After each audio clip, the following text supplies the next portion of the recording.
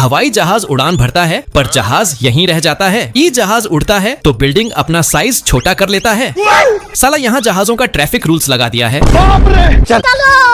बारिश में एक जहाज उड़ते हुए जा रहा था, लेकिन बाहर कुछ दिखाई नहीं पड़त बा, हाथ से शीशा साफ कोर छे। अच्छा, यहाँ पर जहाज अलग ही लेवल के होते हैं। क्या हुई? साला नीचे वाला सड़क के बिल्कुल सीधा उड़ता है। काहे की पायलट पहले कार ड्राइवर छिलो, तभी दूसर का रास्ता में जाकर दूसरे में आ जाता है। ये पायलट एडवांस जहाज को उड़ाने बैठता है, जो हवा में ही गायब हो जाता बा। ओ भाई ये क्या है? दो जहाज अपने धुएं से रस्सी बनाता है तो दोनों उसमें बंध जाता है। निकल ले भाई तू। और यहाँ पर प्रचार भी हवाई जहाज से करते हैं। का कारण नरेंद्र मोदी है। और छोटे जहाज को हवा में खींचकर दूर ले जाता है। और हद तो तब हुई जब जहाज के ऊपर ही घर बना डाला था। ये आदमी हवाई जहाज के चक्के में हवा भरने लगता है। जे जहाज बहुत बड़ा रहल, इस हवाई जहाज का इंजन अपना दम तोड़ने लगता है। तो आदमी बिना टाइम गवाए पैराशूट लेके नीचे कूद देता है। बंद है। हवाई जहाज उड़ान भरता है पर जहाज यहीं रह जाता है। ई जहाज उड़ता है तो बिल्डिंग अपना साइज छोटा कर लेता है। साला यहाँ जहाजों का ट्रैफिक रूल्स लगा दिया है। बारिश में एक जहाज उड़ते हुए जा रहा था, लेकिन बाहर कुछ दिखाई नहीं पड़त बा, हाथ से शीशा साफ कोर छे। अच्छा, यहाँ पर जहाज अलग ही लेवल के होते हैं। क्या हुई? साला नीचे वाला सड़क के बिल्कुल सीधा उड़ता है। काहे की पायलट पहले कार ड्राइवर छिलो, तभी दूसर का रास्ता में जाकर दूसरे में आ जाता है। ये पायलट एडवांस जहाज को उड़ाने बैठता है, जो हवा में ही गायब हो जाता बा। ओ भाई ये क्या है? दो जहाज अपने धुएं से रस्सी बनाता है तो दोनों उसमें बंध जाता है। निकल ले भाई तू। और यहाँ पर प्रचार भी हवाई जहाज से करते हैं। का कारण नरेंद्र मोदी है। और छोटे जहाज को हवा में खींचकर दूर ले जाता है। और हद तो तब हुई जब जहाज के ऊपर ही घर बना डाला था। ये आदमी हवाई जहाज के चक्के में हवा भरने लगता है। जे जहाज बहुत बड़ा रहल, इस हवाई जहाज का इंजन अपना दम तोड़ने लगता है।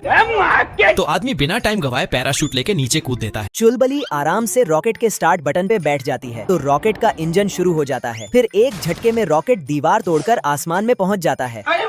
फिर रॉकेट के अंदर से चुलबुली झांक के देखती है तो हवा इसको ही झांक लेत बा।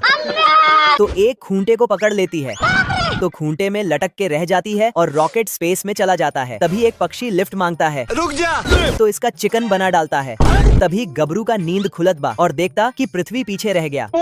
तो ये उल्टा पुल्टा बटन दबा दबाई के रॉकेट का स्पीड बहुत तेज कर देता है।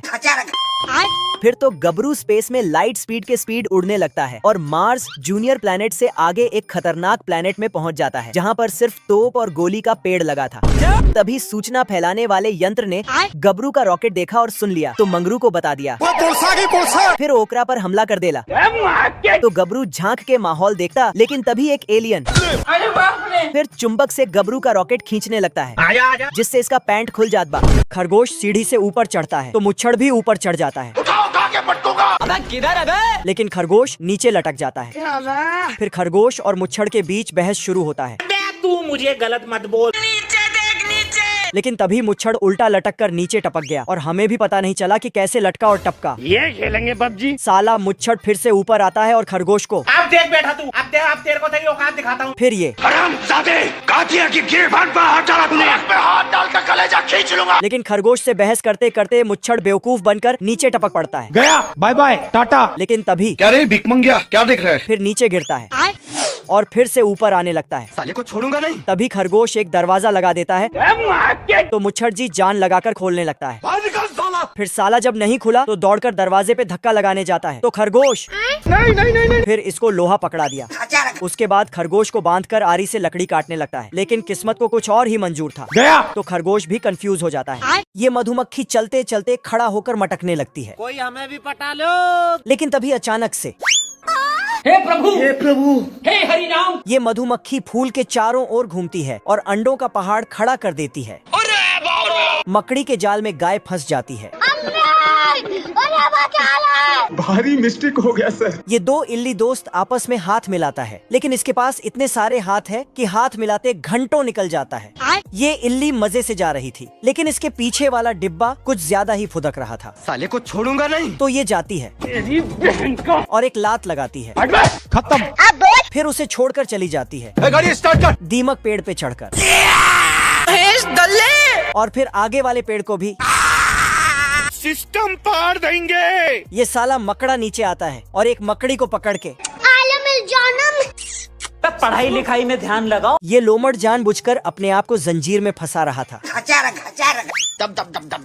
लेकिन फंस ही नहीं पाता है। क्या कर सकता हूँ यार? आज मम्मी बात डालूंगा। साला किसी तरह अपना पूंछ का 1 इंच जंजीर में फंसा दिया और एक्टिंग करने लगता है। तभी शिकारी अपने घर से बाहर आता है और लोमड़ को समझाता है कि ये जंजीर सिर्फ सिल्वर लोमड़ के लिए है। तुम्हें शर्म है कुछ? फिर इसको तभी इसको सिल्वर पेंट मिल जाता है। ये क्या है? तो साला ये अपने ऊपर लगा डालता है और जंजीर में कैद हो जाता है, क्योंकि ये जेल में जाकर फ्री फोकट का खाना खाने चाहता था। इसीलिए ये सिल्वर लोमड़ बन के जेल आ जाता है। जय हिंद दोस्तों। अरे तू जा रही? लेकिन बाकी असली सिल्वर लोमड़ लोग इसको बोलता है कि यहाँ से भाग जा वरना मारा जाएगा। अरे कहना क्या चाहते हो? Good bye. पर ये साला फ्री फोकट का खाना खाने के चलते सब कुछ इग्नोर कर देता है, पर फिर बकता है कि तब यहाँ से बाहर कर दो। अब देख तू। तभी ये लोमड़ अपने दांत से एक चाबी बना देता है। उस तरह में धार इतना था कि बाल के 6 टुकड़े हो जाते हैं।